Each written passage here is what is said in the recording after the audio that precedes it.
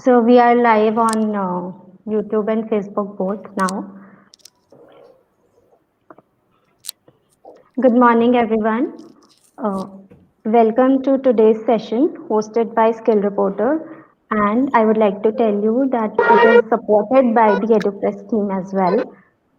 You might have noticed that the terms upskilling and reskilling are being used more and more frequently nowadays, and even sometimes interchangeably also. But how they can be helpful to make people self reliant.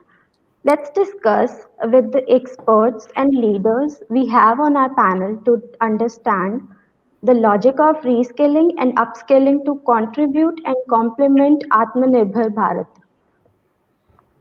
I welcome all our guests for taking out time and joining us today. Now, Now, I would like Mr. Abhishek, who is also an innovative professional, having a decade of experience in the fields of skill development, edutech, TVET, entrepreneurship, and capacity building, to introduce our esteemed panelists and moderate the session. Thank you. Thank you, Khushbu, and very good morning to all the dignitaries present today.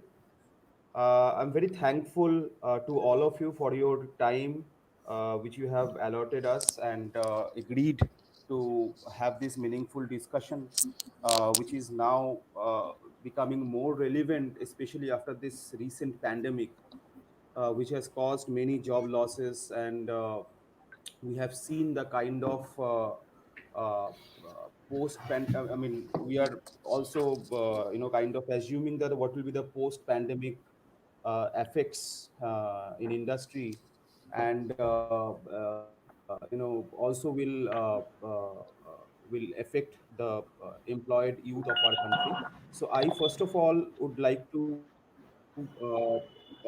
welcome Mr. Atul Bhatnagar, who happened to be the COO of NSDC. He doesn't require any kind of introduction for sure. He's a veteran skill development professional and now the principal advisor to Buffy. Welcome, sir. Welcome on board. And thank you for joining us. Uh, I also would like to welcome Deepti from FICI, who is associated as deputy director there, managing multiple sectors, and will also share her insights about this skill industry and the relevance of it for all the Indian youth. I cordially welcome Bishwaroop Thakur, who happened to be a good colleague of mine. If I can recall correctly, that since 2015, we were on this game when we were responsible for delivering the defeat mandate, Skills for Jobs. So, welcome, Bishwaroop. Thank you for your time. So very quickly, I would like to first of all start with Atul sir. Sir, this session which we have planned would be a little interactive in nature. We have received a lot of questions, apprehensions from our audience regarding the recent turmoil which we have seen in the Indian economy, especially during this 2020 pandemic. So we would like to address those queries with your esteemed knowledge and under your kind guidance, so that the youth of India, whether it is whether they are at present are employed or have lost their job due to this pandemic, will be benefited out of it. Hello. So here, my question first of all would be to you that earlier we were talking about reskilling and upskilling very frequently, and the requirement generated due to recent revolution of Industry 4.0, and now after COVID have completely changed the paradigm. And we have all noticed and experienced that there is a huge shift from the traditional skill development to more kind of practical orientation and on-job performance on day one, which is being expected by the industry at present. So we'd like to have your opinion on this, especially from the Indian perspective, sir. Over to you, sir. Thank you, Abhishek, for the introduction, and thank you, Khushbu and Skill Reporter, for giving me this opportunity to be here. And I think it is a very relevant topic. There's a lot of discussion happening already about job losses and how do you redeploy people and create new jobs, because India is such a big country and everybody is knowing about the demographic dividend.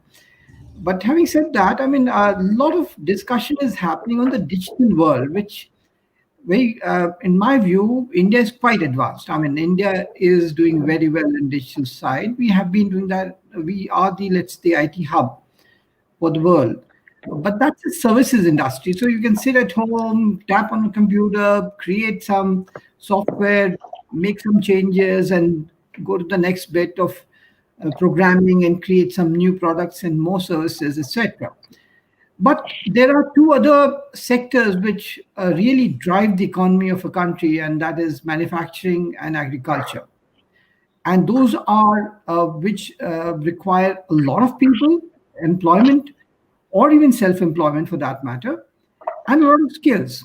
So somewhere when India moved on from an agrarian economy, it kind of skipped the in between ladder of manufacturing and went straight to services. So that is the IT, digital, and everybody, as I mentioned earlier, is very in tune with what is happening in the digital world. So when it comes to Industry 4.0, I would rather focus on the agriculture and the manufacturing bit. Not that I'm not against the IT revolution that's happened, and we should carry on with that. But what is more important is, as far as manufacturing is concerned, or let's say agriculture is concerned, okay, while IT is a kind of a vertical. So, in that IT vertical, we talk about stack and, all the kind of stackability that we talk about, which is the technical jargon. But IT also intersects every single sector horizontally. So agriculture, textiles, pharma, healthcare, education, BFSI, all these sectors, let's say if you were to look at a vertical, there is a bit of IT intersection in every single sector, correct? So agri plus technology, the agri-tech, and we are now talking about drones mapping the earth and giving information to the farmer when to reap and when to sow and when to how much put of water to be put, what is the NPK content, etc. All that bit is happening and can happen and more through drone technology and artificial intelligence being applied there. So the view that I'm trying to propagate here is when we talk of IT, we should look at IT as a horizontal also and see the intersections by which you can create some value for your stakeholders or for the public at large. Now, let's take an example of COVID itself. When COVID came in, of course, manufacturing literally shut down, we had to shut down factories, people had to be sitting at home. And at the same time, there was this big, huge black swan event really staring us in the face, literally, or rather staring into our throats, in fact. So we were really taken by surprise, correct? So, and I'll give you a story, and I hope I have the time for this. So it's kind of a story which I would like to narrate, which actually brings forth my point and how India can develop in this particular sector, which is healthcare plus manufacturing. Now, how does that happen? So we needed ventilators. Yeah, everybody was, I mean, remember the March end when this things started, the COVID cases started lining up in hospitals and people were really gasping for breath. They did not have as much of machines to be able to breathe and get their lungs fortified to be able to fight the virus. Very simple thing. So we needed a ventilator. Now, the story that I'm going to mention today is how in 82 days in the COVID era, nobody was moving out. A product got conceived and designed and implemented in 82 days. How did that happen? So, and the story is from my alma mater, which is IIT Kanpur. And the first call that was made from IIT Kanpur to a few alums, and in this particular case, it was Shrikant Shastri. He's my senior from there. And the incubator in IIT Kanpur generally said, look, we've got a call from the Prime Minister's office, we need more ventilators. So what can the IITs do about it? What can the technical institution, I'm not saying only IIT Kanpur, but there must have been other IITs or technical institutions which have got the similar call. But how they reacted to it, that's the story that I want to tell you. So the first thing they did was they assembled a team together of 20 odd people, which had a Padma Bhushan awardee, which had a Padma Shri awardee, that had a doctor in it. There were engineers, all those, and there was a young team of Noka Robotics, a 23-year-old chaps who had just passed out from IIT Kanpur a few years back, Harshit Rathore and Nikhil Kurule. And they said, yes, sir, we can do something about it. We got a prototype. They created a 3D drawing, sent it across, it was seen, and they said, okay, how can we make it? So every single day at 12 noon for 1 hour, the team met every single day for those 82 days. So there is a discipline, correct? And then at the end of 82 days, having tested it, they come out with a ventilator, which is at least 40% cheaper than anything abroad. So that is the story of AatmaNirbhar. We created something in COVID era. Again, I'm going back to the same issue. Okay, look, in COVID era, when you thought manufacturing is impossible, you were manufacturing. They have already sold some 500 odd such ventilators, not only in India but in Nepal also. I mean, in some neighboring countries. So it's about that discipline. Now, what is the discipline coming due to? It is coming for a highest purpose in life.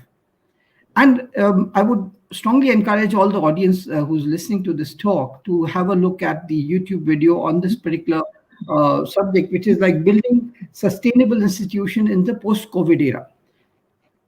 So going back to now the Atmanirbharta campaign and manufacturing or agri-tech, as I mentioned initially, we have to have that as a higher sense of purpose, which is creating India the manufacturing hub. Now, whether we are taking some slice of the cake from China or we are taking it from whichever other country, but the fact of the matter is we can deliver a product which is far superior and much cheaper. And look at the stories to justify a case. Look at the Mangalyaan.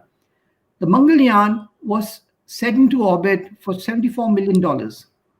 A similar orbiter from NASA costed nearly $682 million. So nearly 1/9 the price. You made a space object literally of such high quality and such low price. So India has it in themselves, except that we are, let's say, a little too, we're not, we work well when the focus comes in. Why is it that even though the number of cases is very high, but the mortality is so low in India about COVID? That is, well, only history will tell us why it's so. But I feel that the Indians have come together as a mission mode and done wearing the mask, etc. Though we are quite ill-disciplined in those things. I mean, when you talk about swachhata and obeying laws, etc., we are quite wayward. But the fact of the matter is, when there is a higher sense of purpose, then we suddenly become very like a team, and we become a team of 130 crore people. And I think that is the idea we have to look at when we talk about Industry 4.0. We have to come together as a team. And that Atmanirbharta campaign is not just look, do things ourselves, but do things for the world and for ourselves. So we'll talk more about it, but that's a little story that I wanted to share up front.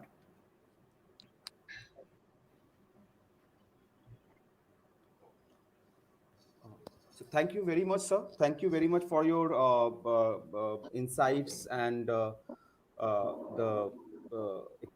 experience which you have had during this recent pandemic.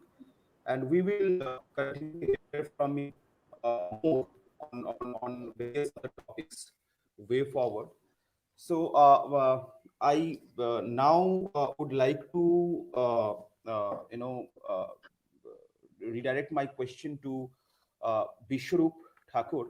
So Bishrup, my question here is, which if you have recently have gone through the global CEO report, according to that report published in 2020, it was revealed that only 30% of the global CEOs failed that their upskilling programs were very effective in accelerating the digital transformation.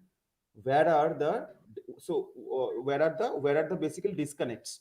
So how do you think that can be bridged? If you can kindly share your opinion on this.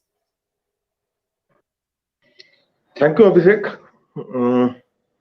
At first, I will like to say hello to all the panelists, specifically Atul sir, who I know from quite a long.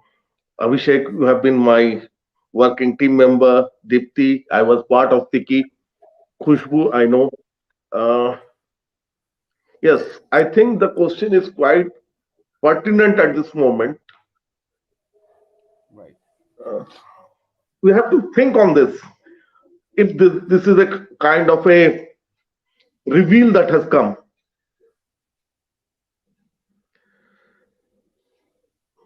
in my past, while working on livelihood projects, I've realized that team that has been handled properly and upskilled, their efficiency level was higher to as compared to people who were working on the same structure without having given an opportunity or having an opportunity to go through a upskilling process. Second, Okay. why it is important? We need to understand that the total ecosystem of the entire globe is at this moment is fundamentally based on the economics of livelihood. It is whether for a bigger country like America or some African countries or some Latin countries, they all thrive to make their economies sustainable. Now, when you have industries in your say local regions, in your own countries, they will be competing with other organizations, other countries for selling their products and services. Until and unless there is a difference between the product quality and the services, what we look for, it will not be easy for the regular kind of product to continue in the market. Second, why upskilling and reskilling is important? We generally believe that चल रहा है, this will continue, this is the process that has been going on, and it has earned certain level of revenue, which is nearly something which we think that is good for the organization. But COVID has shown us that even good organizations can come down so drastically in situations like this, where the graphs which used to be very good, the curves of the revenues were so good, can come down very drastically and show very bad year, where you have to remove your good people who have been working. But on the other hand, the example of Atul sir, if upskilling and reskilling is not introduced, we will not be there to innovate, we will not be there to acknowledge innovations within the structure. As a head of the organization, it is always required to have those kind of people who can actually compete with others. Having a flat structure is good. Of course, it is a good way of thinking that it is continuing, this is sustainable, everything. But whether that organization is able to compete with other structures or not will be based on the kind of employees you have and the kind of employees they are working with. It is So required here that they you have want to to say you want to say that in such situations, in such pandemics, or in such special cases, you mean to say that upskilling and reskilling is more and more required because of the multitasking requirement, or you want you are seeing this as a better efficiency efficiency, better efficiency, and to make your team, more efficient. So, which angle you are looking at, and which one do you think is more relevant in this situation? See, efficiency will always come from multitasking and with higher qualities of skills. Until and unless you have people with high qualities of skills and way to get them involved in various scopes of work, an organization cannot survive. The pandemic has clearly shown that there were huge number of people who lost their jobs, Right. and those organizations survived who were there to give their employees the scope to again rethink on their skills, update their skills, to increase their enhance their skills. They survived a lot because they were given opportunity to innovate, to rethink on their services and products. They have to compete in the market. Until and unless you do not have that space, the sustainability part will always be in challenge. I think so. Perfect. Perfect, Vishnu. It was indeed a very enlightened discussion on this topic. So, thank you, Vishnu. Moving to Deepti. Deepti, a very pertinent question in this situation which is being arised, and I definitely would like to address that. I would like to ask you so that you can properly guide us on this. Like, we all have witnessed a forced transformation due to pandemic COVID-19. So which sector works will require upskill and reskilling the most, according to you? Or we may say that which are the skills that will be in high demand way forward? Like, we all can understand that based on the industry dynamics and the changes, the continuous changes which we are seeing in the business environment. So some of the skills will definitely doom, like will be obsolete, and some of the new skills will emerge where the demand will be way forward in future. So what do you Yeah. think? What is your opinion on this?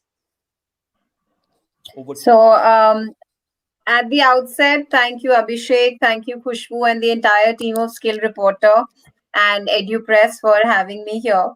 I'm indeed very glad and privileged to be a part of such an elite panel, and much has been already been talked about by Atul sir and Viswaruji about the importance of reskilling and upskilling and how it could possibly shape our country and the future of tomorrow. I'll begin with a very basic understanding that what is the difference between reskilling and upskilling. So, if I am in my current job and automation or COVID has changed the job requirements that I was doing, so I need to reskill myself for the new job. That's reskilling, which is gaining a new skill, learning a new skill to stay relevant at my workplace. And upskilling means that I am currently employed in a certain technology or any other probably manufacturing plant or anywhere, and I need to upskill or upgrade myself to a higher version of that technology or higher version of that skill.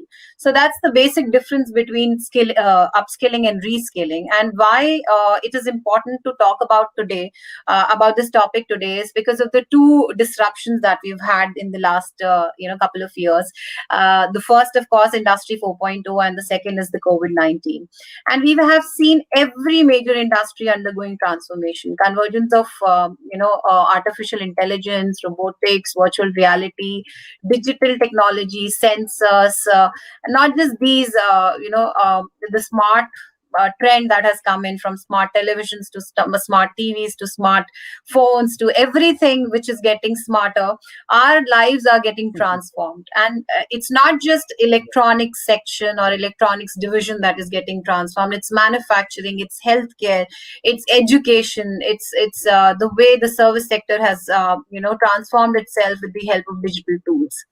So at the core of all these changes, I think data analytics, is one important core which is the basis of all these transformation. Machine learning has helped industries formulate strategies and adapt to the changing future. And if I have to say that if India wants to become a 5 trillion economy, $5 trillion economy, as perceived by our honorable Prime Minister, I think manufacturing and artificial intelligence are going to play a very, very critical role.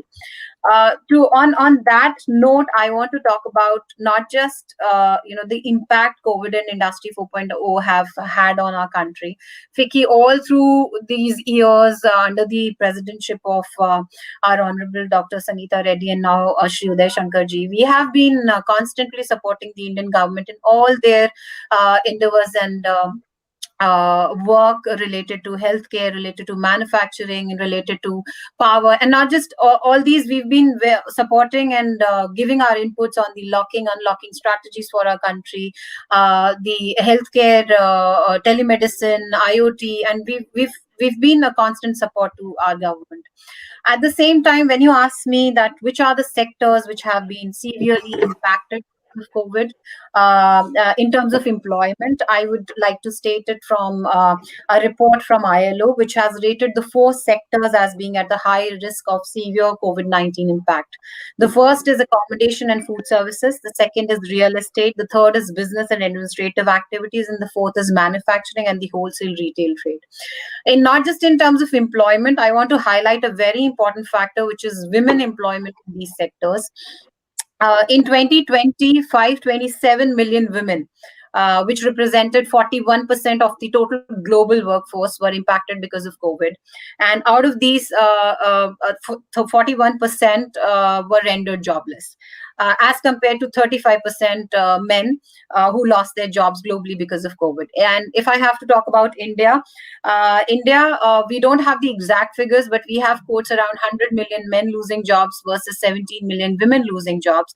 However, it's really skewed because we don't have a very we have disproportionate representation of women in the 4 sectors which I just mentioned: accommodation, real estate, business, and manufacturing.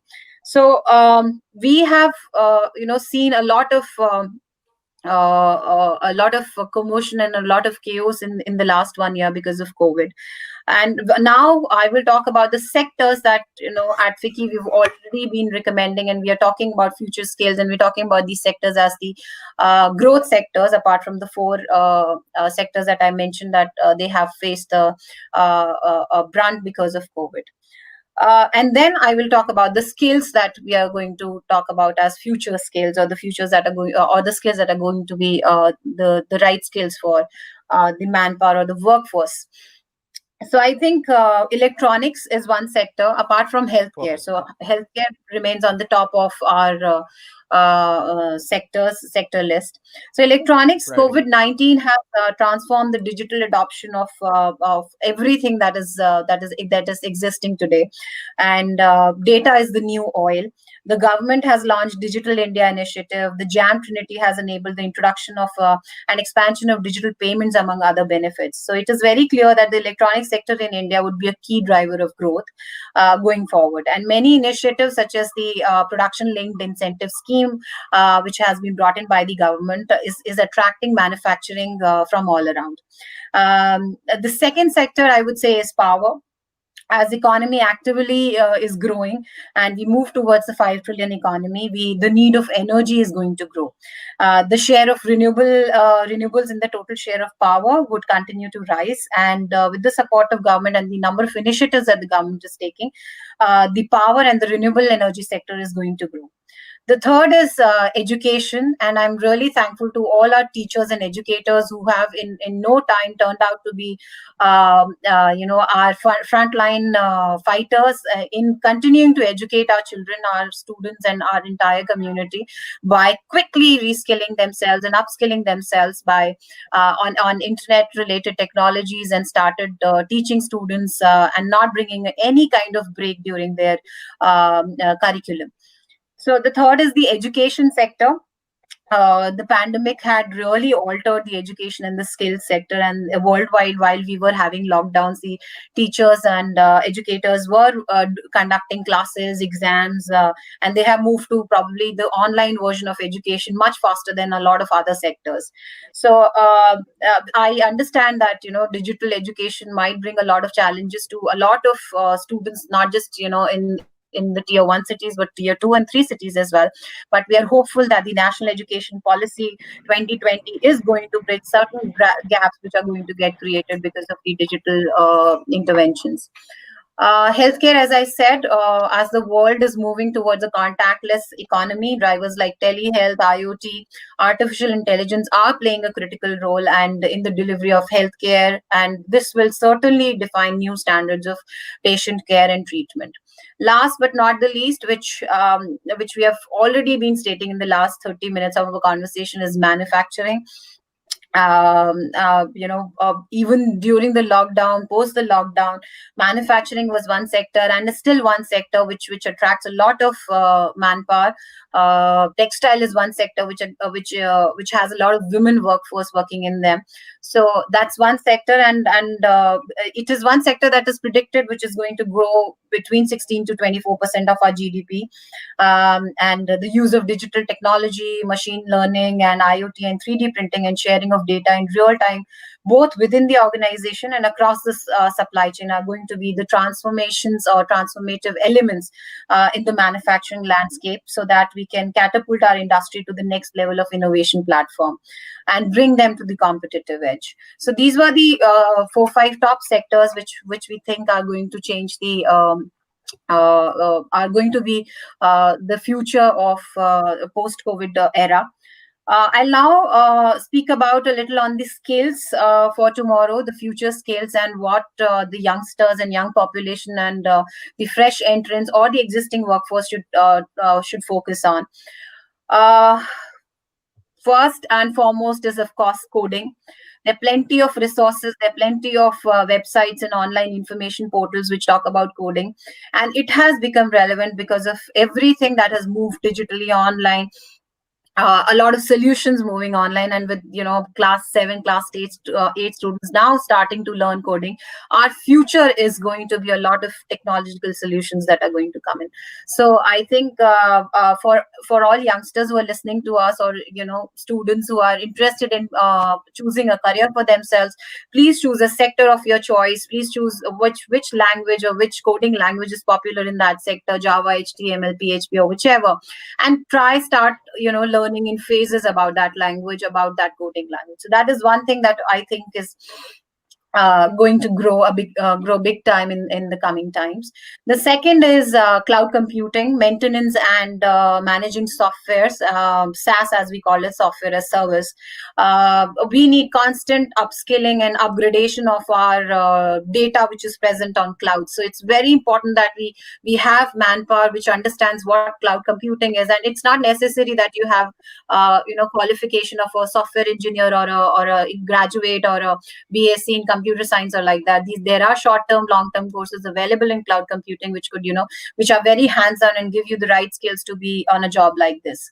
So at FICCI, we have a Center of Excellence for Career Counseling, which is a physical center at Greater Noida, where we are talking about skills, we are talking about career pathways, and through our interventions in the last 2 years, we've interacted with close to 90 sectoral experts, spent more than 1,000 hours interacting with them, understanding from them that what are the sectors and what are the future jobs that are going to come in.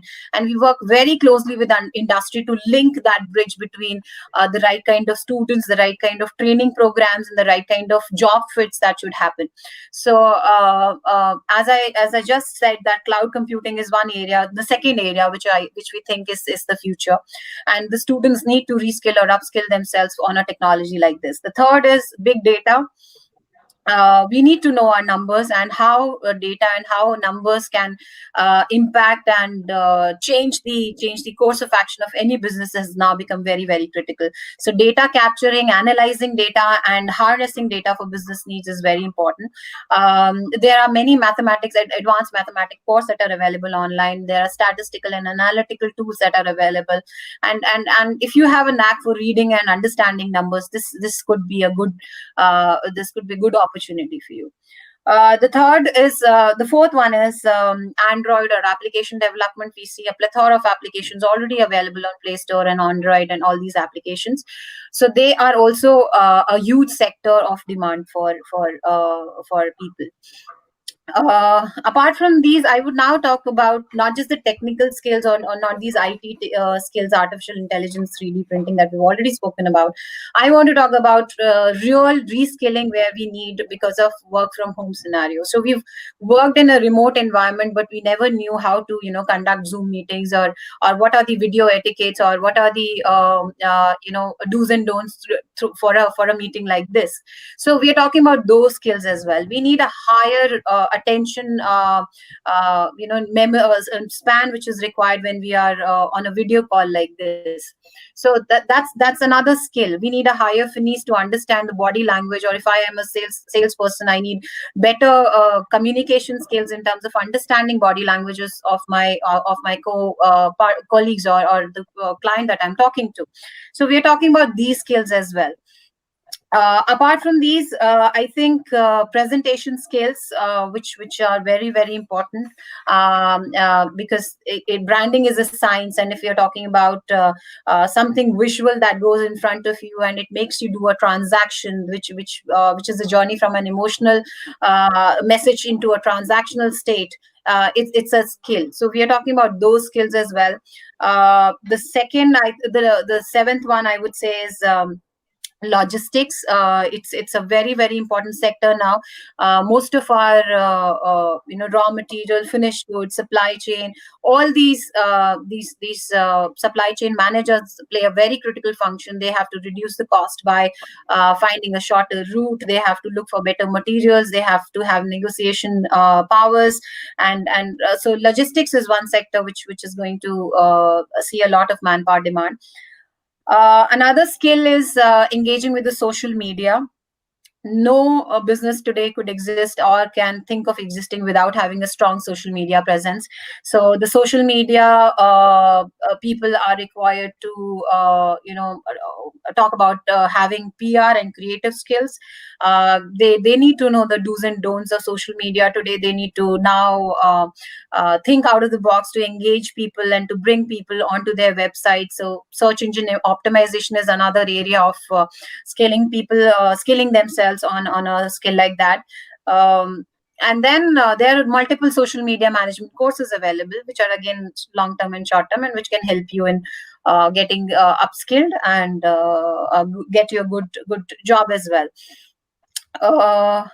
I think the last one I would like to say is great writing skills, since a lot of information now, which includes instruction manuals, blogs, and training manuals, and e-commerce. All these websites and all these commercial organizations or e-commerce organizations are using a lot of content these days. So from social media to businesses, content has become very, very important. So I think great writing skills is another skill which students and people should get themselves upskilled on. So I think these are the top 10 skills that we would like to recommend, which should be the focus for people now. Perfect, Deepti. Thanks very much for sharing your insights. I mean, I'm sure that it will be very helpful for the audience of this session to understand that what are the emerging skills one need to focus on. As rightly being said in Cambridge Dictionary, that upskilling is the process of learning new skills or teaching workers new skill, while reskilling is the process of learning new skills so you can do a different job or training people to do different jobs. So it's basically nothing but either you are learning something in order to grow in your ladder, way forward to perform a different job, or else doing multiple jobs in the same scale so that you can cover a maximum gamut of your departmental or your operational side of any businesses. So thanks, Deepti. Thank you very much for your insights. Back to Atul sir. My next question will be to Atul sir.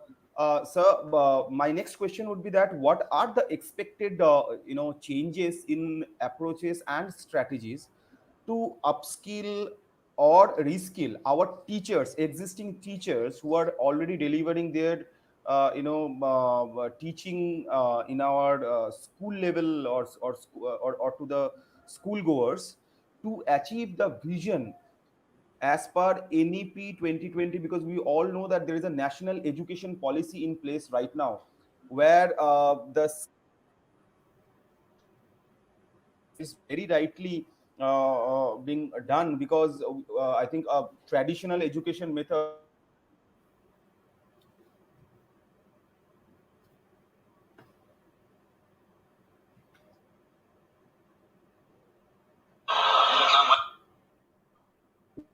teachers will should be trained or can cope up with the upcoming or expected Abhishek, I'm way forward.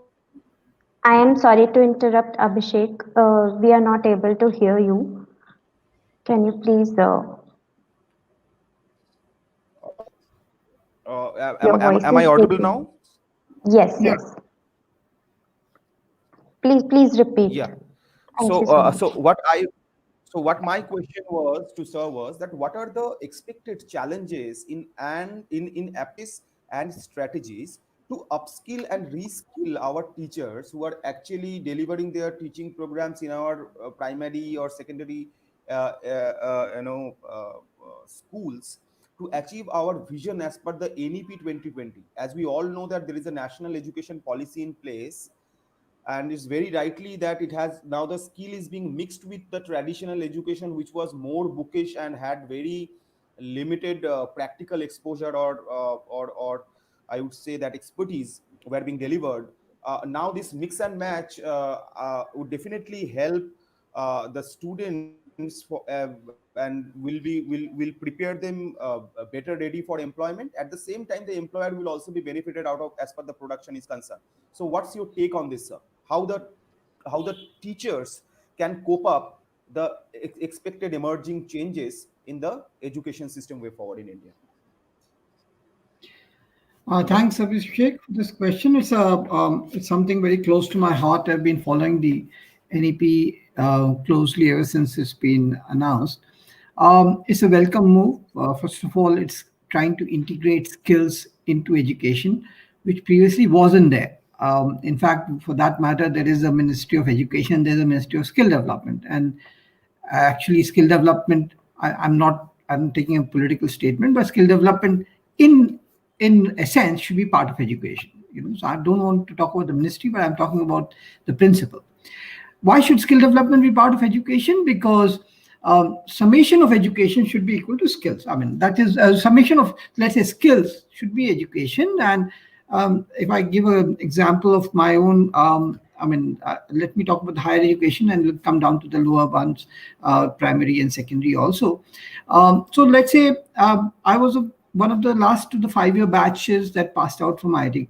So in my time, it was 5 years, 80 to 85. Now, in those 5 years, when you get into IIT, you got a class 12 ka certificate, just passed class 12 and then appeared for JEE and then you get into IIT. And 5 years later, you get a BTech degree, provided you complete the last course on the last day of the last semester. Yeah, so we had to do 55 courses. I had 54 if I had passed out, but the 55th I hadn't done, I wouldn't get my degree. Correct? So unless I do that, I don't get to where I'm supposed to be. Now, with that in mind, it's like a kaun banega crorepati wala question, correct? So I'm on that 1 crore wala question. If I miss that out, I run back to some 12,500 or maybe 3 lakhs or something, whatever it is. So there is no stopgap in between. So NEP is addressing that. And why it's addressing that is like, suppose I was a mechanical engineer. So at the end of first year, suppose I become a machinist, correct? Next year, I become a CNC machinist. Third year, I become a machine designer. Fourth year, I become a robotics engineer. And fifth year, I get my BTech degree. Now, again, I'm not trying to make this up, but this really happened. In my third year, my mother died. And at that time, I was in shambles. I mean, let's say in a emotional sense. And my exams were just 15 days after this particular tragic event happened in my life. Now, suppose I hadn't done that particular semester well, obviously, sympathy-wise, everybody said, yeah, this is... Or maybe if I had dropped out of IIT, I would have been back to my class 12 levels. Who would give me a job, or who would even look at me as so-called educated, correct? But if I had come out with a degree saying that I am a machine designer from IIT Kanpur, having done 3 years, I can still get a job, maybe work for 2-3 years, go back, get my other degree, which is now robotics engineer, then go back, come back again. So that modular thinking is now what NEP has planted in the Indian system. Now, a lot goes in how we'll implement it. Now you take that whole modular thing back to, let's say, secondary level and the primary levels. So at each time, we are trying to make a person skill. Now, let's say, for example, the kind of skills that Deepti mentioned, presentation skills, writing skills. So it's not about giving marks about, how big an essay you wrote, but what you wrote. Nowadays, CBSE people are getting 100 out of 100 in English. I don't understand how that happens. I mean, that's because the marking system is so different. And I think that's the first thing the teachers have to learn. Look, get out of that marking system. Marks do not define your skills. Marks just define that you are very good at cracking the exam. And exams are being conducted in multiple choice because there's such a large mass of people that you don't have enough time to correct a paper judiciously and well, And that's where artificial intelligence might come in fall, Look, papers are being evaluated first by a computer, then a human kind of takes over, and says, look, is this particular bit plagiarized from somewhere, or is the information or the content that's been provided by the student, is it worth giving marks at the end of it? And marks not in the extent of 10 on 10, but whether it makes sense. So presentation skills, writing skills have to start right from the beginning, from even at the primary section for that matter. When a person writes, so it's not like I have written a cow ka essay and I start writing cow has 4 feet and this and that. But, we keep making, we've got nice jokes and everybody understands what that cow ka essay is all about. Because that used to be the very standard term. So that's where our teachers used to first need to kind of change their mindset. And I'm so pleased to even know that, an Indian teacher has been given the Best Teacher Award from UK. Not that I want UK to certify her teachers, not that. But the kind of, let's say, tools he deployed to train or teach his students was so engrossing. And that was what was giving learning. And I'm sure his students, and his name was Ranjit Singh Desale, he got nearly 7 crores an award, and the first thing that he did is give half of it away to his fellow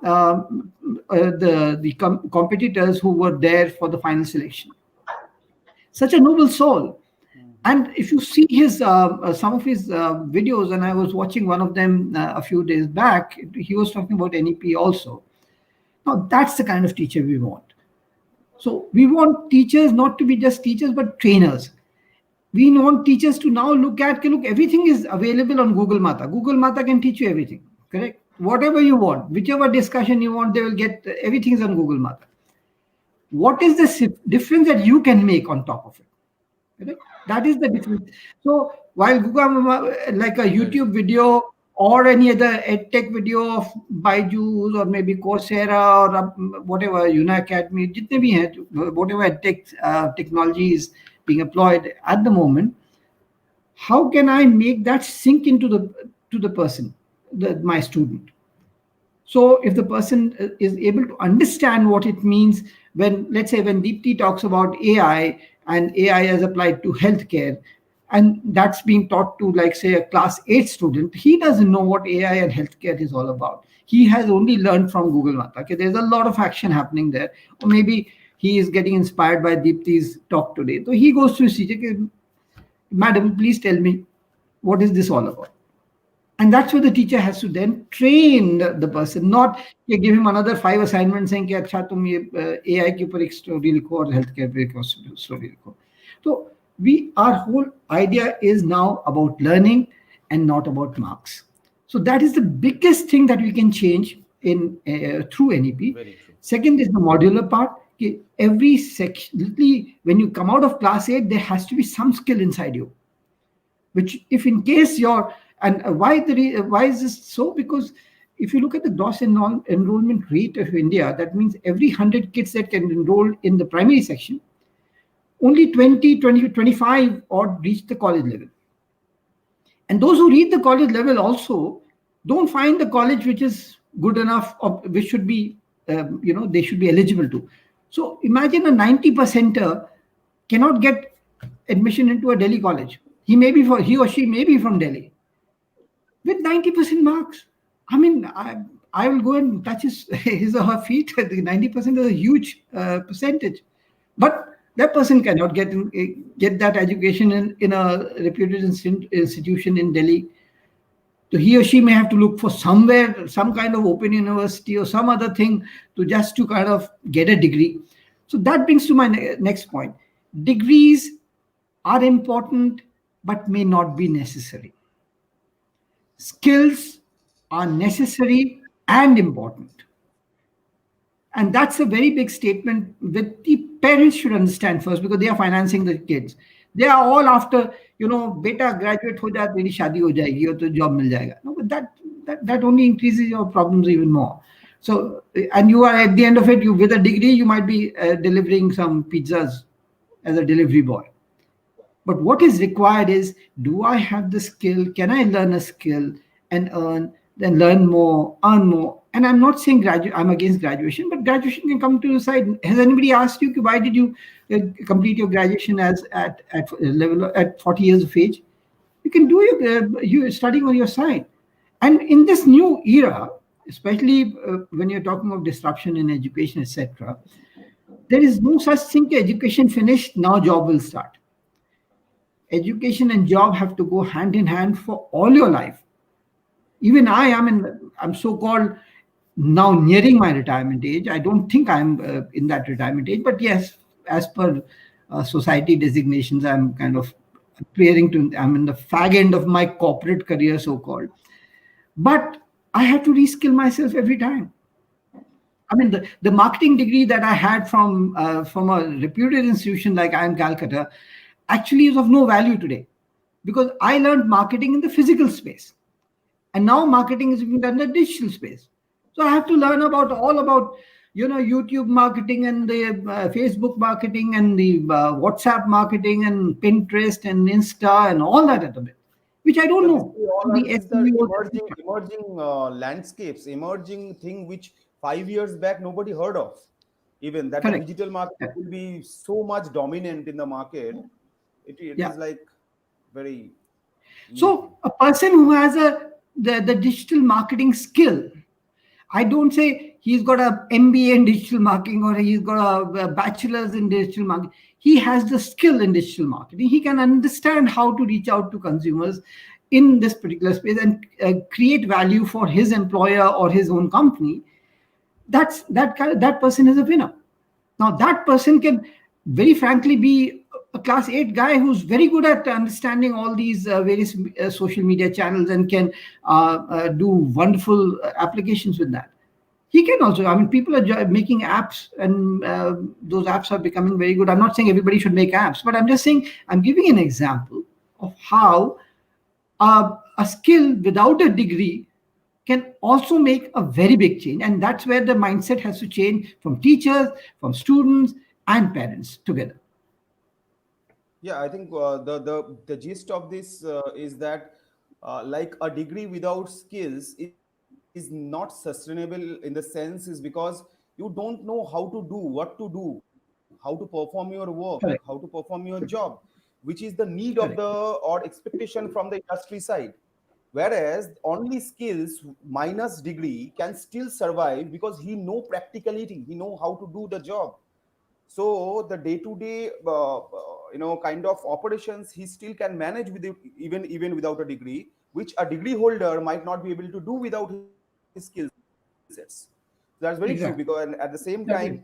as you have rightly mentioned, that we are all in Indian ecosystem, we all chase behind degrees, that without degree, might be your brand image will not be that good in front of the company, they might not treat you as premium as the IITs and IIMs. So I can very well recall one of my story, my own story, is that when I completed my graduation, all my college fellows used to ran behind CAT, MAT, ZAT, whatever it is, all across the country, because they immediately wanted to pursue the MBA after our graduation program. Why? Because they had an kind of a mindset which was very much in all of them, which was very common, is that without probably a MBA, and without an MBA, there is no scope or no possibility to get into corporate world. So MBA is the gateway. Where my understanding was completely different was that, first of all, I need to learn the how and what I will do, and based on my experience, when I'll gather something for me, then only I can go and explore MBA from a good institute or university. Not because I think that I'm good enough to do a perform a job, but what I understand is MBA or this kind of a degree should not be meant as a degree. Rather, with certain experience and knowledges, if you go to that path, if you can go on board and pursue your MBA, it will more value added, where the meaning of an MBA can be understood. Otherwise, it's all bookish, and bookish thing, I think, cannot survive for a long. I mean, it's a very well thought process need to be in place in the entire education system today in India, because it's entirely different from West. If you see, so that in the Western world, without skills, education is meaningless. But in India, I have seen that skill were nowhere, and just a degree could do for many years, which True. definitely was not the right thing, and probably the reason behind the non-performance of the human resource of Indian. So In fact, I'd like that since you mentioned about MBA, I have a personal view on this. I mean, as Deepti mentioned earlier, and a lot of talk has been happening on data being the new oil. You have to be foodie of data. So maybe Masters of Business Administration should be replaced by Master of Data Administration, because MDA should be the better thing than MBA, because on basis of data the businesses run, rather than business data being run by businesses, the other way around. So there's a lot of change that is expected, and um, again the focus has to be on a specialty, some kind of skills. And well, if the degree is there, great. I'm not saying don't do it, but the fact of the matter is get the skill first. correct. That can only handle the transformation which we are expecting way forward. Thank you, sir. Thank you very much for your insights. So very quickly, to Bishwarup, back to Bishwarup again. Bishwarup, my next question is to you two. Is some of the report revealed that two-thirds of organizations believe that workforce development program will help to address the skill gap. Now there are they are very slow to take action due to the financial constraints and lack of suitable technology to support their internal initiatives. How do government led initiatives or state government or missions where you are associated at present, is like Jharkhand skill development mission, can be leveraged to address these certain challenges which some of the companies might be facing at present? Over to you, Vishnu. Thanks a lot. This is a very important question. I also believe so. Uh, Many of the organizations, I believe, they have a very low budget for capacity building of their employees. Of course, it is also required, but if you look at the entire global economy, there are uh, two, three partners who actually play an important role in that. Government being one of those who devise the policies. Financial institutions are those who play a major role in keeping the economy in shape, and industries are those who become the frontline runner in terms of generating revenues. Now, when there is a lesser amount allocated for capacity building of employees, there will be some kind of a suffocation, there will be some problems. Whereas in this case, most important will be how do we see a convergence between the government set programs and leveraging a space that some of the financial institutions can fund those programs. See, already all the skill missions, the ministry and many CSRs are doing skill development programs. Pardon? Right. Right. Most of the skill development programs at this moment are looking at the scope of training. I'm using the word training, the newcomers. The objective is more on creating skilled manpower within the entire state or in the country and make them a group who can be employed. Sometimes it's my perception, it is more into work on issues of poverty. Making people employable is also one of the biggest requirement. But of course, there is a need that we also need to work on the MSME sector, which has this kind of employees who require immediate capacity building, upskilling. I'm not using the word reskilling, but I will be more focused on the aspect of upskilling. When I talk about the MSME sector, those agencies or the organizations who work in the fringe areas of larger industries are the key role players. Second, there are no such programs as I know at this moment in the structure in government-led programs, which creates a scope for training those people. Of course, there is the RPL, which says that we are recognizing the capacities of those people who are already skilled. But building again, upskilling those people with revenue of someone else or budget of someone else is not there in the structure. Second, who is going to fund for those programs is also one of those questions. The fundamental question that will arise, if I invest on someone, the benefit to the benefit of that training or upskilling will go to the industry. Then there has to be some kind of a return back in the system also. If government is investing on certain amount on upskilling of certain employees, so that amount has to come back to government in terms of some revenue. I So you think mean to say the contribution towards skill development should be allocated by every industry out of their revenue through CSR pockets, right?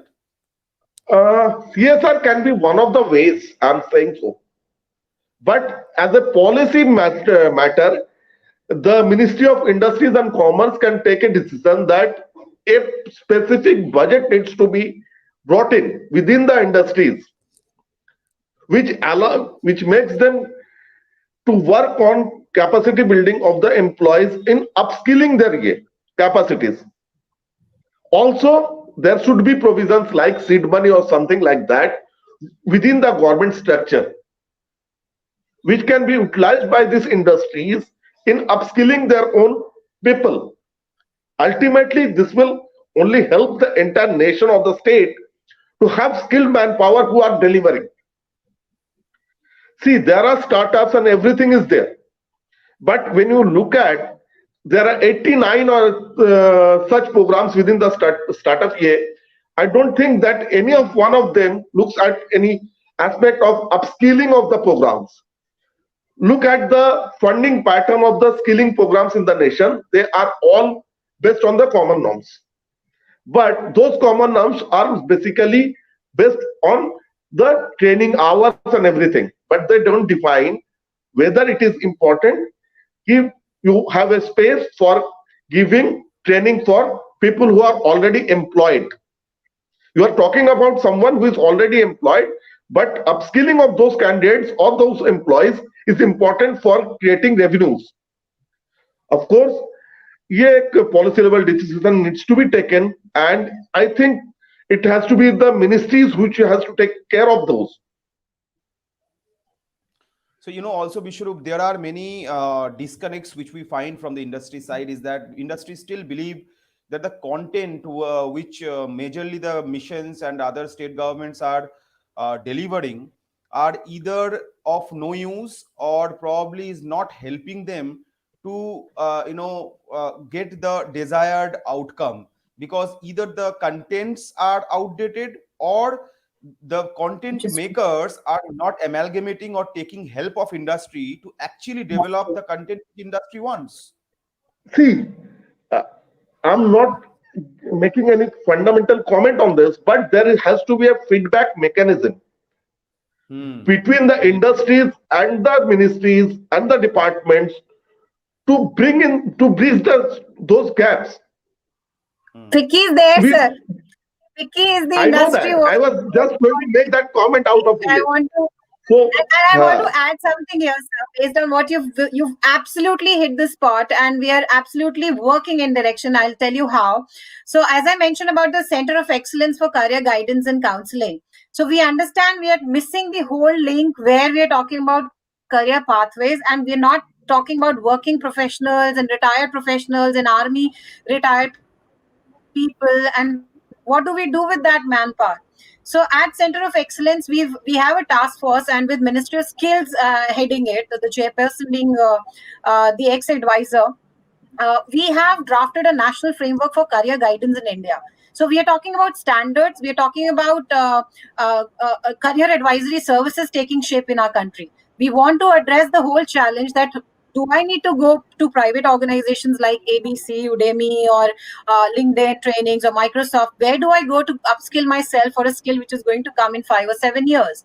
There is no government intervention in that sense. We know there are a plethora of schemes like Prime Minister's Employment Generation Program by Ministry of MSME, Mahatma Gandhi National Rural Employment Guarantee Scheme, DDU-GKY, DAY-NULM.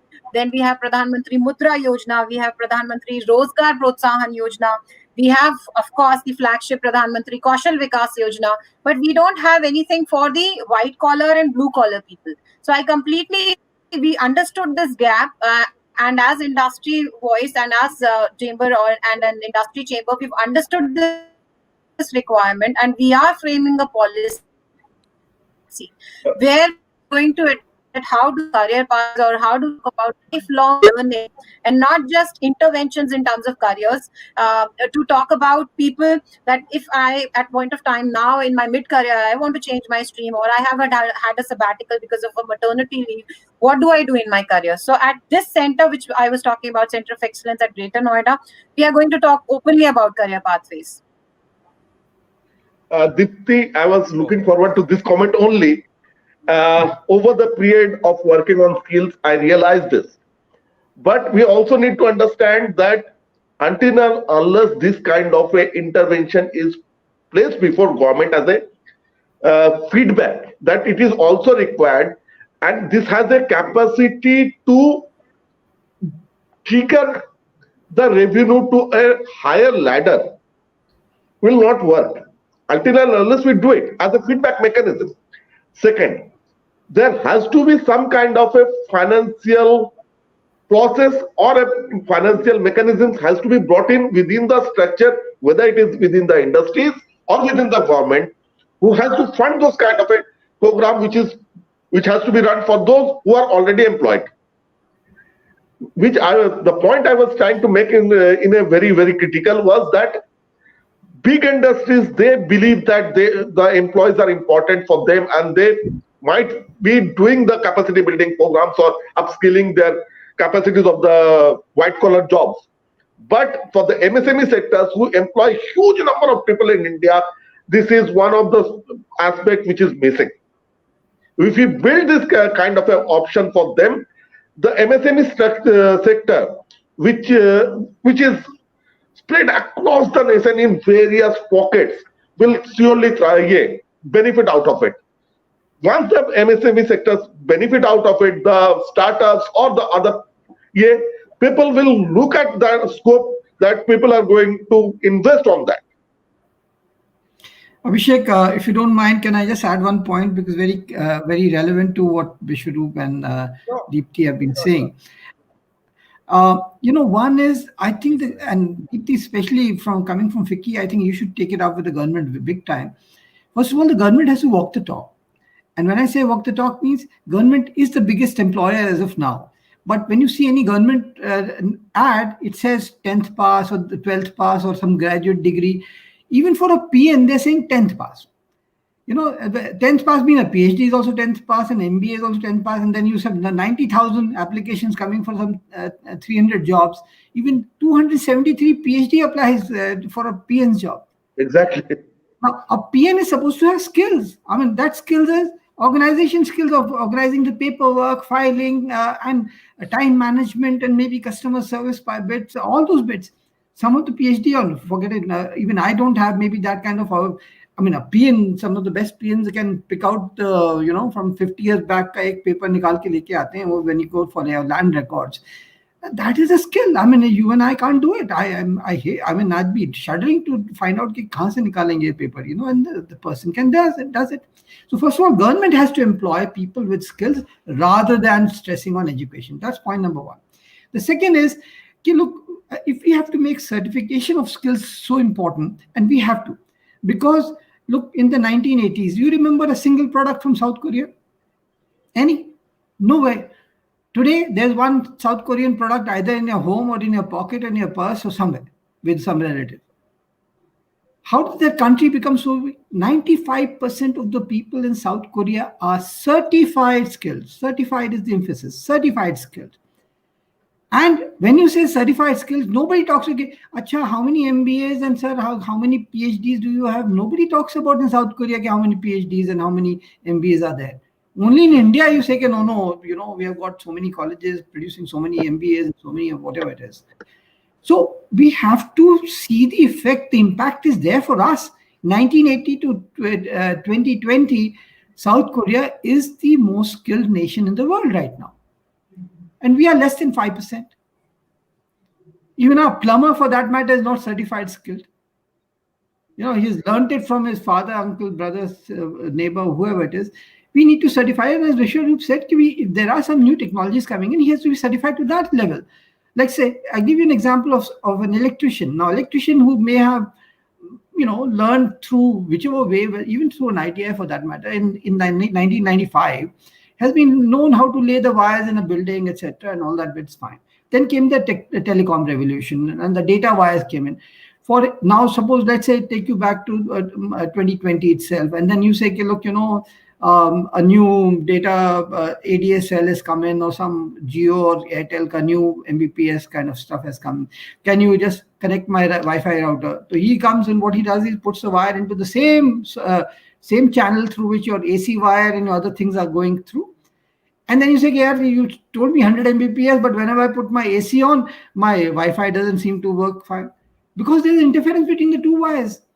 Nobody has told the electrician, look, with the telecom thing, you have to put an iron cladding in between or have a different way to route the wire. The two wires come together. For him, the wires are the same. Actually, the same wire is carrying data, same is carrying electricity. You put the two together and you got interference. Now, if the guy is not being reskilled or upskilled, whichever way you want to use it, and certified for that, you got a problem. So I just want to kind of leave that certification is very important, and at the same time, the government has to take the walk the talk, because government is the biggest employer. Until for whatever reason, people still like government jobs better than private jobs. So I think FICCI can play a big part in this. Abhishek, one more point in this, that when you are going for upskilling of any Yeah. employee, it has to have certain kind of incentive to that person who is getting that person upskilled. It will motivate. So that kind of a policy intervention is also required. We don't have that kind of thing at this moment. Making someone motivate to get upskilled is also required. It will require investment, I am very sure on that, but it has to be done. Right, right.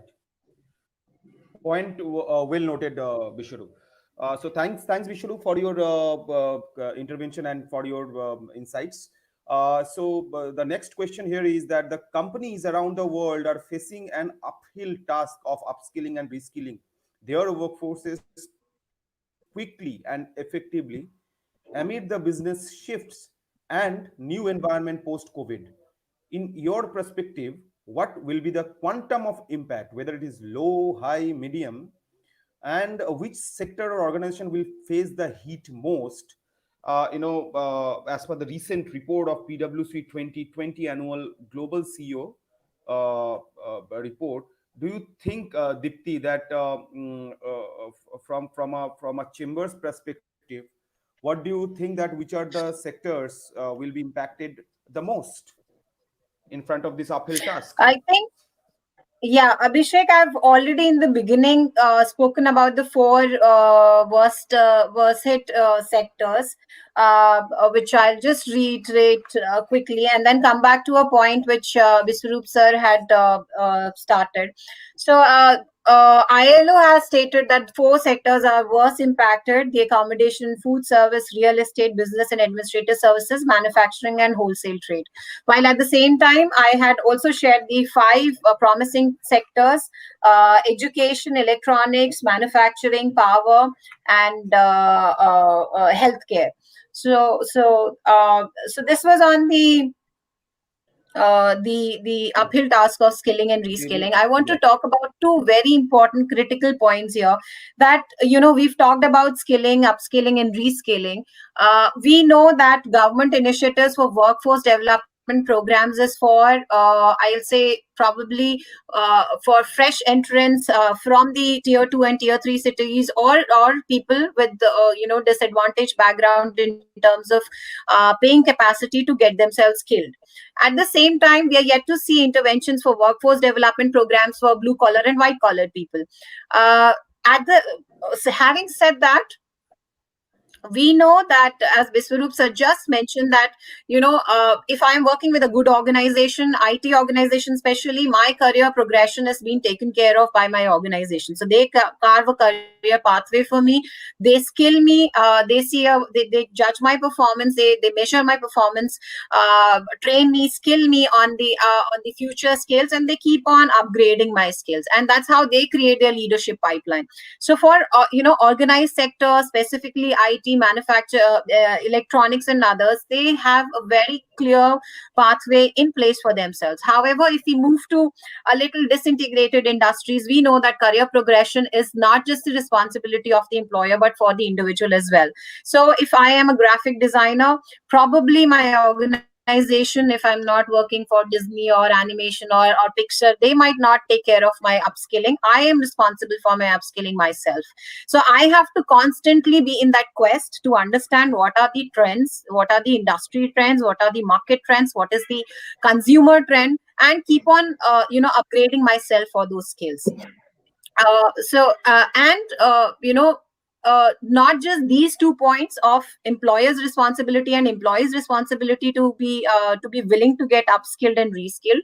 The second point I want to mention is that when I'm talking about training capacities, when I'm talking about upskilling as an intervention that the employer is giving you, it is quite difficult to make it as a success. You mentioned as one of your questions to Vishwaroop ji that 30% of the CEOs see that the training programs are not working out. So what is the reason? So digital transformation is not so easy. We have heard and read it at multiple places that the kind of jump, the digital transition that we've made in the last 1 year is almost equal to 5 years of digital work that we could have done. So all this was not easy. Why training programs are facing a challenging time is because digital retention is quite low. We have to understand that sitting in front of a computer with an entire with a attention span of more than 10-15 minutes is quite difficult. We need to come back and have a lot of self constraint to come back to a conversation and understand where are we. So that's a very critical point. And organizations, when they talk about reskilling and upskilling, they have designed programs not thinking that a pandemic is going to hit, or my employee is going to get a job transfer, or I want to enrich his employment. They have designed these reskilling programs based on certain other things. So as sir mentioned, that motivation factor is very important to understand. What motivates an employee to get upskilled and reskilled is very important. So you have to motivate the person to learn on to new skills so that he stays relevant and not compromise. For example, if I'm not upskilled, so what will happen to me? In the worst case, I will land up in a less paid job and less suitable job as per my skills. So we don't want that situation to happen. So to prevent me as an employee not facing a situation like this, it's important that I keep on upgrading my skills so that I am at a place where my skills and my remuneration is justified. So that's my opinion on it. Perfect, Dipti. Thanks for your insights. And as we are heading towards the conclusion of this session, my last question, which I found is very relevant, is that while we are all talking about the financial crunches, who will fund the program, how to get the ROI, industry is saying what is the relevance, why should we invest? Government is saying that you should invest, why we should invest. In certain situations, there are a few questions which we have received, which is very close to my heart. Is that few NRIs who are non-resident Indians now very successful in their field, respective field, is there in US, UK, and other developed Western world, has reached out to us and saying that when we are doing this such a noble work of upskilling and skilling, especially after this pandemic, we are trying to help out the workforce to either upgrade and match their standards, match the industry standard. What are the methods or what are the places where they can come back and can contribute? What are the platforms where they can contribute and are very authentic in nature? The platforms has to be very authentic, and from there, that fund can be diverted into the skill development or livelihood programs as per the requirement of the country at that point of time. So this question is generic to all my panelists, but I would like to start with Atul sir. Your take on this, sir. Look, the Indians abroad, and forget the NRIs alone. I mean, I'm talking of even, let's say, British Indians and some of the high net worth British Indians. And I'm giving you a very practical scenario which I faced in 2015. I was in London on behalf of NSDC to do a lecture at the Pravasi Bharatiya Divas being organized in London. And so I made my pitch on skill development, what we were doing in NSDC at that time. And after my talk, some of these very, very high net worth people, they literally came saying, if India mein agar ye ho raha hai, to why can't we participate in it? I said, yeah, why not? He says, why should we take labor? I mean, we've got projects running in Peru, in Latin America, in Africa, and we are always on short supply of getting skilled labor workforce. So we can take it from India and deploy it to the people in our projects that are running in other countries. I said, why not? I mean, that's one of the big things which they can do. And so as far as getting people trained for that. Now, I happen to, let's say, represent in this particular session anyway, Pan IIT alumni reach for India. So they're doing great work in Jharkhand. They are training people, and training people, if the employer wants that the person be trained as per international standards of a particular country, we do that.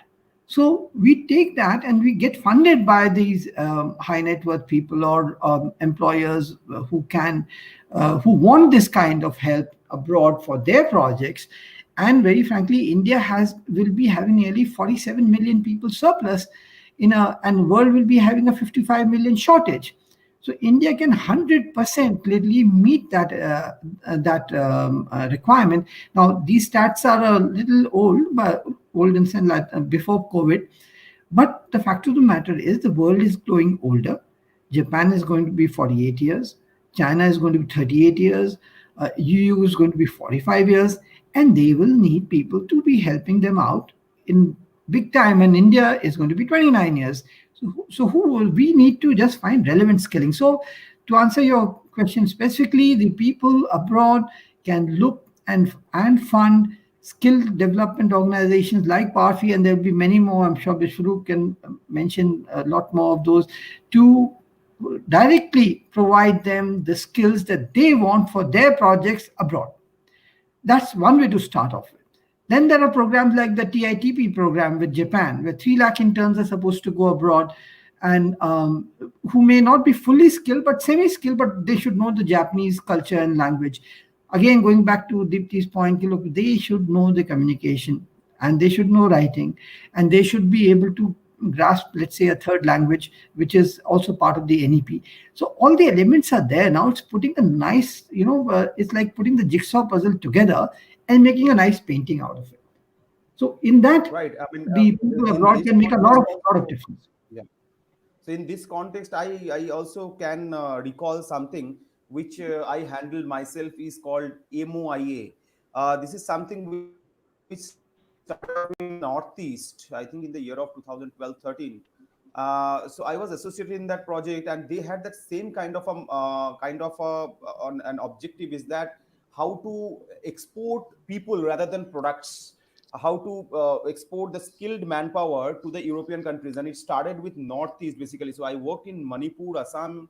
So this consortium has worked in especially into hospitality and I think in hospitality and some other aviation domain, to actually place those people overseas.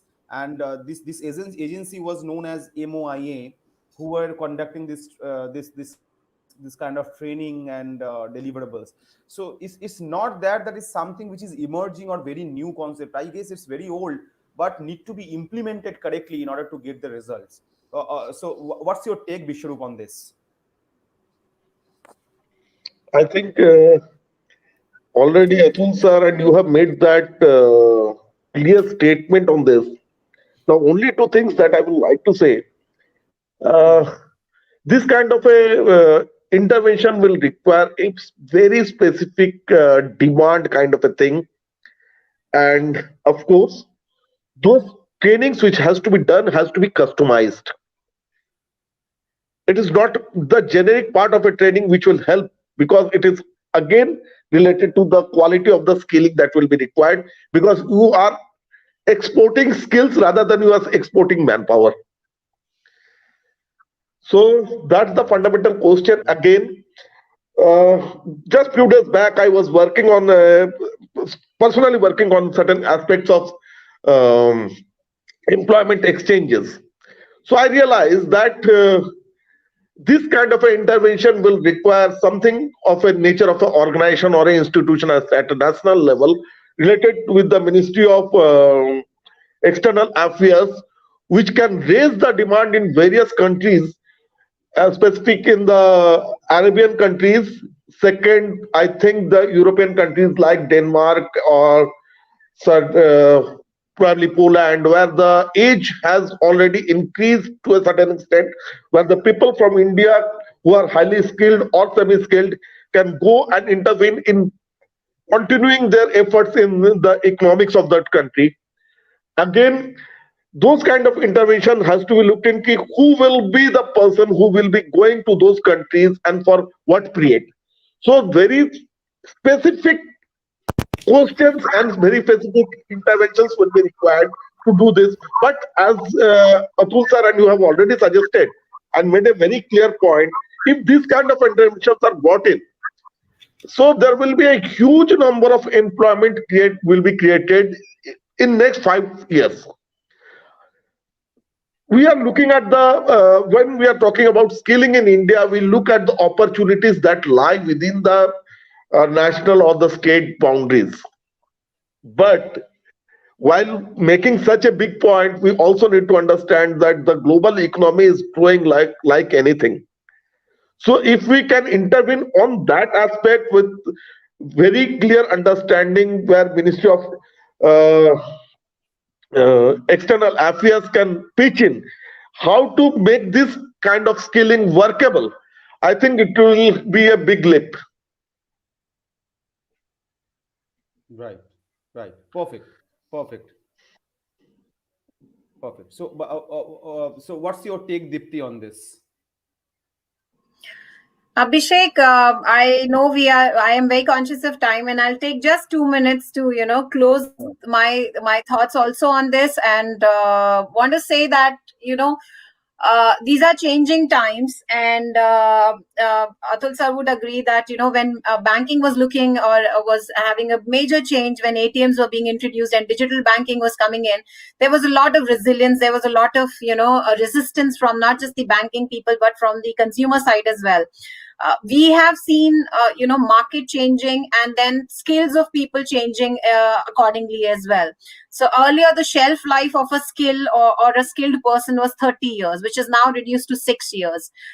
We are talking about transformation, we are talking about transitions, we are talking about a generation which is looking at disruptions from artificial intelligence and digital interventions, be it banking or healthcare or cloud computing or any solutions that are coming to our lives. So we are looking at industries which never existed 5 years back, and we are going to have industries which do not exist right now. So we need to prepare very fast. We need to understand and accept the fact that the world we are living in is very VUCA, volatile, as we say, and we need to prepare ourselves and our coming generations, and work or manpower which is going to enter the employment or workforce needs to have skills. And if employers think that ready-made skills are going to be available right from the engineering colleges, that are the students who are coming out of engineering colleges, or people who are coming from ITIs, that's not going to be true anymore. So we already know that there's a huge gap, which Viswarup ji already highlighted, कि हमारे industry और academia के बीच में बहुत gap है. So unless this gap is bridged, unless our skill programs are more industry relevant, unless our industry and academia, चाहे वो engineering colleges के हों, चाहे वो किसी graphic studio या animation studio के हों, unless they understand what is the requirement and what are the demands that are going to come in, we are not going to prepare our manpower, or we are not going to prepare the youth of our country for the skills of tomorrow. So हमें इस बात को जल्दी से जल्दी मान लेना चाहिए that to stay relevant at workforce, we need to constantly reskill ourselves. We have done a lot of our reskilling in the last 1 year when COVID hit. तो हम उसी से learning लेकर के चलते हैं, and let's take a pledge to keep on upgrading ourselves. Correct. So thank you, Dipti, for your comment. It's very true that skilling, reskilling, or upskilling, whatever is related to skills, is always going to stay relevant, because the kind of business dynamics which we are seeing, which is very changing and very fast changing. So you need to survive these business cycles, whatever it is, whether it is up or down, and the kind of transformation from manual to digital, now from digital to artificial intelligence and all. So we need to all keep ourselves updated in order to survive in the regular run way forward in our career. So as we are coming very close to the end of this very insightful session, I would like to thank all my panelists, Atul sir, Vishwaroop, Dipti, for all your contribution and sharing the wonderful experiences from your side. And I strongly believe that our audience will be largely benefited out of this deliberation and the experiences which we have shared, and they will be better prepared way forward. So thanks very much from my side on behalf of Skill Reporter for joining this discussion. Thank you. Thank you, Abhishek, for Thank you. organizing this wonderful session. Success of discussion can be gauged from the feedback we get from the viewers. So I would like to tell you all that we are getting awesome response from our viewers and from on social media and WhatsApp also. So thank you. I'm really thankful to the esteemed panelists and Atulji, Deeptiji, Viswaroopji for gracing this session. And Abhishek, thank you so much for moderating it. We hope that we are going to organize more such sessions so that we can enhance the knowledge and understanding of the audiences about skill development and how they can go forward and improve their livelihoods in coming times where the time is changing very fastly. Thank you very much. Thank you, Eric. Thanks. Thank you, Khushbu. Thank you, Thank you. everyone. Thank you. Thank Thank you. you so much. Enjoy your weekend. You Thank too, you, sir. sir. Thank you so much. Namaste. Thank you. Namaste. Namaste.